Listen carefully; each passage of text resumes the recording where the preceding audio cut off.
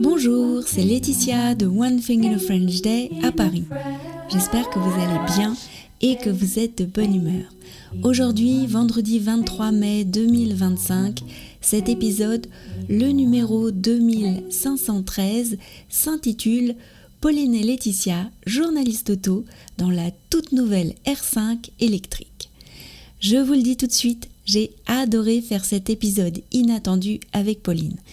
D'ailleurs, il est tellement inattendu qu'il y aura tout un nouveau vocabulaire à découvrir. J'invite les abonnés au transcript avec notes à partager les 10 mots nouveaux ou expressions qu'ils ont découverts sur la page réservée aux abonnés de onethinginafrenchday.com. Donc je vous le disais, j'ai adoré faire cet épisode. J'avais l'impression d'être une journaliste auto qui préparait un sujet pour Automoto, l'émission culte sur les voitures ou les motos que mon père regardait déjà les dimanches matins quand j'étais petite. Dans ma famille, nous n'avons pas eu de R5 à l'époque, mais mon voisin Jacques avait encore une Super 5 lorsque nous l'avons connue. C'était la petite voiture moderne et pratique 4 places des années 80. Pauline, en tant que conductrice parisienne, a beaucoup d'expérience de la conduite en ville. Découvrons ce qu'elle pense de la nouvelle R5 100% électrique. Coucou Pauline. Coucou Laetitia. Nous sommes en voiture, au feu rouge, nous sommes boulevard Haussmann à Paris. Toujours le même après-midi, nous sommes après le déjeuner. Tu m'as fait une surprise incroyable, tu as changé de voiture. C'est vrai, on a changé de voiture et surtout ça change quand même beaucoup parce que j'avais une voiture familiale 5008 Peugeot pour 5 et on est passé à une petite voiture électrique, une R5. Une R5. En plus, elle a une super belle couleur. Oui, alors on n'est pas très discret, elle est jaune. Mais un jaune franc de franc, quoi. Ouais, il est plus franc que notre voiture jaune. Alors la R5, c'est une voiture, on peut dire iconique en fait pour les Français, parce que c'est un ancien nouveau modèle ou un nouveau ancien modèle. Parce que la R5 existait déjà, donc c'est un R, c'est pour Renault, donc c'est une voiture Renault et celle-ci est 100% électrique. Tu trouves que c'est comment la voiture électrique à Paris ? Alors justement, tu fais bien de dire à Paris. En ville, je trouve ça génial. C'est vrai que du coup, déjà son gabarit est petit. Le fait qu'elle soit électrique, il y a un petit côté un peu futuriste. Tu as l'impression de pouvoir te glisser et d'avancer comme ça sans faire trop de bruit. C'est très discret, mais il y a un tout petit bruit typique des voitures électriques. Voilà, et puis il y a quand même un gros avantage qui n'est pas négligeable, c'est je ne vais plus à la station essence faire mon plein qui coûte un certain prix. Et là, on a décidé d'installer une borne électrique chez nous, à Colombes. Mais c'est tout petit en plus, mais j'imaginais un truc énorme, mais c'est un boîtier, et puis tu as ton câble que tu relis à ta voiture et voilà, et tu mets le soir quand tu te couches, s'il y a besoin tu branches et puis tu es tranquille, ça charge. Ah, génial. Et au niveau de la conduite, c'est comment ? Hyper fluide la conduite, très très malléable. Non, franchement, on s'y fait super bien. Ce qui est bizarre après, c'est de passer à un autre type de véhicule. Là, faut se réadapter, quoi. Parce que là, les manettes, les vitesses, donc c'est automatique, c'est un petit peu à l'ancienne, comme dans je sais pas si tu vois les voitures américaines, oui. Les changements de vitesse. Au niveau du volant ? Au niveau, oui, des essuie-glaces. Oui. C'est un petit balai comme ça, et voilà, c'est juste l'automatisme, tu passes pas à la vitesse en bas, ça change un peu. Il n'y a pas de levier de vitesse, enfin le levier de vitesse est au niveau du volant.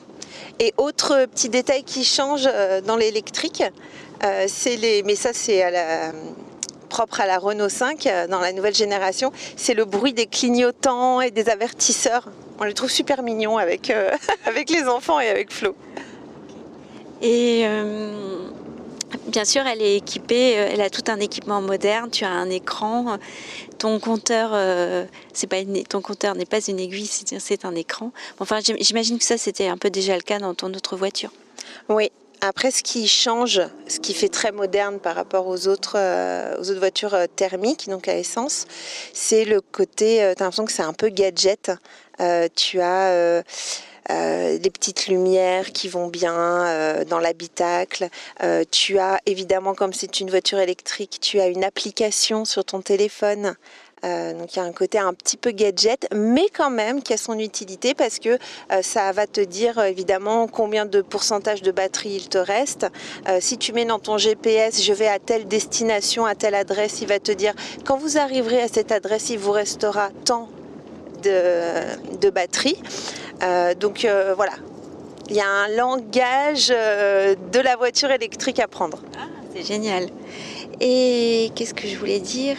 Elle est puissante au niveau de l'accélération ? Niveau accélération, c'est un autre ressenti, je dirais. Alors, tu as, pour le plus grand plaisir de mon mari, un mode sport, mais bien sûr qu'il consomme plus d'électricité. D'accord. C'est comme la machine à laver. C'est comme la machine à laver. Mais écoute, moi, je trouve que pour faire de la ville, elle a la puissance qu'il faut quand tu appuies dans l'accélérateur. Après, sur l'autoroute, je ne sais pas si elle est méga puissante. Et tu me disais que tu as des réactions de personnes quand tu te gares ? Oui, alors c'est assez rigolo. On arrive place de l'Étoile, tu veux peut-être te concentrer ? Non, justement, il faut se dire que ça passe. Non, faut pas hésiter sur la place de l'Arc de Triomphe. La question était sur... Les réactions des gens quand tu te gares, quand tu gares ta voiture.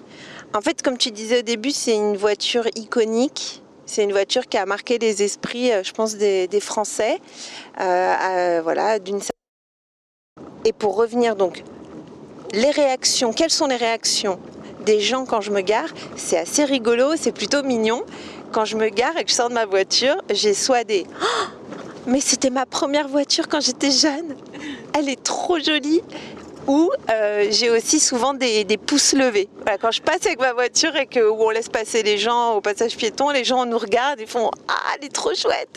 Oui, parce que ça a été un peu un événement quand même, la sortie de cette Renault 5 en France. Enfin, tu vois, moi, je m'intéresse pas trop aux voitures, mais j'en avais entendu parler.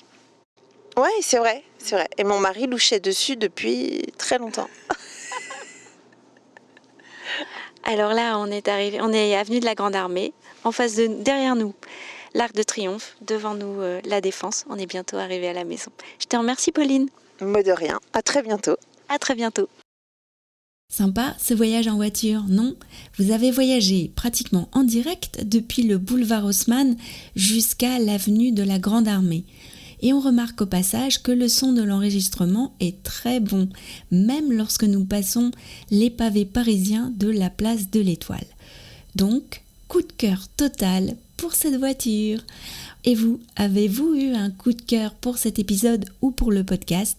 N'hésitez pas à le faire savoir en laissant un commentaire sur votre application de podcast, Apple Podcast, Spotify, Deezer ou sur la vidéo YouTube de cet épisode. One Thing in a French Day, c'est fini pour aujourd'hui. Je vous souhaite à tous de passer un très bon week-end et je vous retrouve lundi pour un nouvel épisode du podcast. À bientôt, au revoir.